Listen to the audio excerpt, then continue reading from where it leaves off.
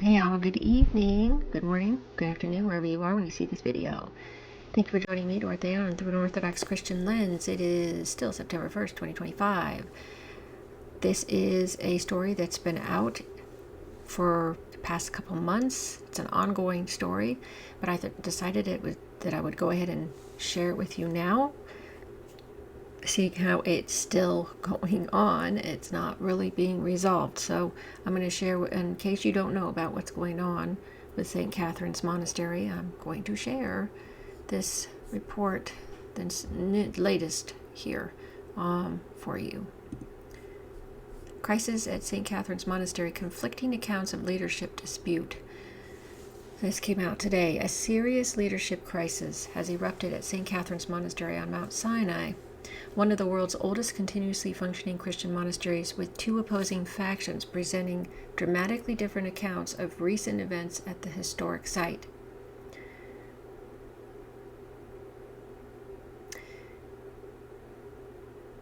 The events have been extensively covered by the Orthodox news agency. I'll have to start following that one. The events of August 26, 2025. This is what happened here. Archbishop Domenios, his version of what happened.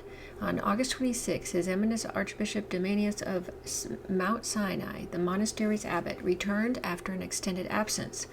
According to his statement, he arrived with the aim of reconciliation and discussion with the small group of coup-plotting monks. That's the way he put it. The Archbishop claims that upon his arrival, the coup-plotting monks attacked and insulted him. He states that monks loyal to him defended both him and the monastery, pushing the opposing monks outside the monastery walls. Following these events, Archbishop Domenius convened a general assembly with the monks present, as the opposing monks were excluded due to being punished with excommunication. A new council of the monastery was elected, consisting of Hieromonk Porphyrios Kanavakis, ecclesiarch, Hieromonk Akakios Spanos, sacristan, and monk Ephraim Provastos, steward. The Archbishop declared that the monastery has returned to legality and canonicity, while expressing fear for his life, requesting protection from both the Greek and Egyptian governments. Wow. The expelled monks' version. This is what they say. The group of monks seeking the Archbishop's removal presents a starkly different account. According to their statement published on the Friends of Mount Sinai Monastery website, Archbishop Domenius appeared, quote-unquote, completely suddenly at the monastery on the evening of August 26th after a long absence, accompanied by about 10 thugs. That's interesting. They claim these individuals, led by Father Akakios, forcibly removed the monks from their cells one by one. The expelled monks state that when monks refused to open their doors, the intruders broke them down and forcibly ejected them. They assert that 12 monks were left outside the monastery walls overnight, while the Archbishop's group locked themselves inside, refusing entry when even to Egyptian police and security forces who arrived at the scene. The expelled monks deny the Archbishop's claims of being attacked, stating the fathers didn't even see him, as he remained in his office while the expulsions took place. Okay. The monastery under siege. Following the initial confrontation, Archbishop Domenius claimed the monastery was under siege. He alleged that local police authorities, acting on orders from what he called chief coup plotter monk Hesychius Mohammed, and a local armed businessman named Antonis Kazamias, were preventing the entry of essential supplies, including food, medicine, and clothing, into the monastery. The Archbishop appealed to the Egyptian government to ensure unimpeded entry to the monastery of medicines, food, clothes, and other necessities for our survival, stating he felt trapped, hostage, and almost imprisoned after 60 years at the monastery. Accusations against Archbishop Domenius. On August 29th, the Sinaitic Brotherhood the Sinaitic Brotherhood, issued a detailed statement listing the reasons for their decision to remove Archbishop Domanius from his position as abbot. The accusations include absence from the monastery. The archbishop systematically did not reside at Sinai, spending extended periods mainly in Athens and elsewhere.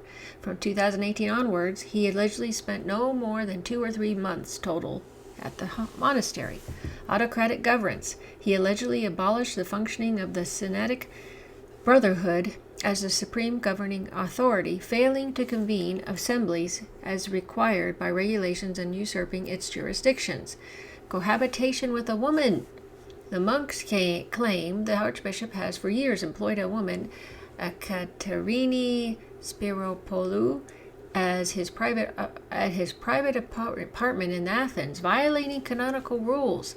They allege she lived in the same apartment with him and accompanied him to all public appearances, systematically interfering in the monastery's administration and management. They reference a confidential report from the Greek Ministry of Foreign Affairs on this extremely scandalous issue. Financial management. The Brotherhood accuses the Archbishop of continuous financial abuses. They cite that in 2024, from official income of 538,638 euros from the Athens Medokion alone, the central monastery received only 60,558 euros. Unauthorized property sales. The Archbishop allegedly sold monastery properties without informing or obtaining approval from the Brotherhood, including an apartment in Athens for 75,000 euros and a warehouse in Thessaloniki for 41,000 euros. Improper agreements. He allegedly made harmful agreements transferring the monastery's intellectual property rights without consultation, including a digitization agreement with UCLA, where a key employee was reportedly the son of Ekaterini Spiropoulou. Legislative manipulation. The Archbishop allegedly collaborated with Greek government officials to pass a law establishing a legal entity in Greece using the monastery's name without the Brotherhood's knowledge or approval. This law reportedly includes a new charter different from the existing fundamental regulations. Response from the Archbishop's representative.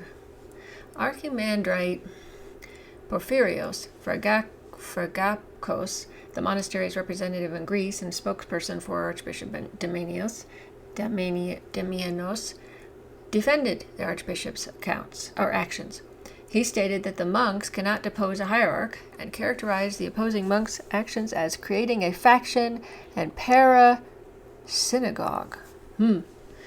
Father Porphyrios noted the timing of the crisis was particularly damaging, occurring while the monastery was acquiring legal personality in Greece and during negotiations with Egypt regarding a court decision that threatened the monastery's property. He suggested these developments were being deliberately sabotaged. Official responses. The Greek government has been in contact with Archbishop Damianos following the crisis.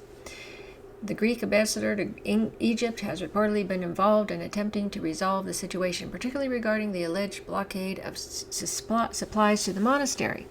Archbishop Damianos announced that the Greek justice system would soon be called upon to rule on the various allegations made against him, which he characterized as false, unethical, and slanderous. So the latest development.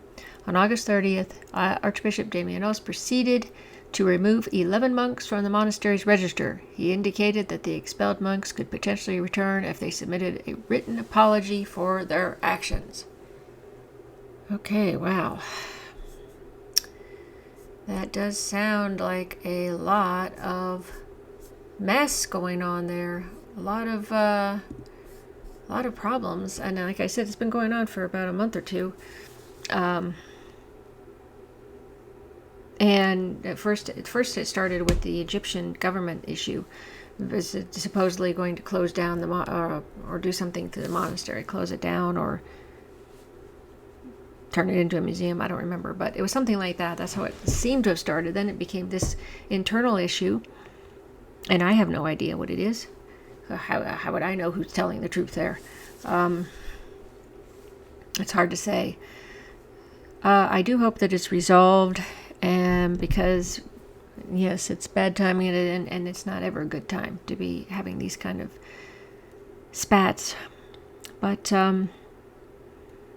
just wanted to share that story with you in case you hadn't heard about it or didn't have all the information. So I wanted to share it with you. Let's pray that this is resolved, and reconciliation can happen, and whatever needs to be fixed will be fixed in a proper manner. Well, thanks so much for watching. Thanks for following my channel.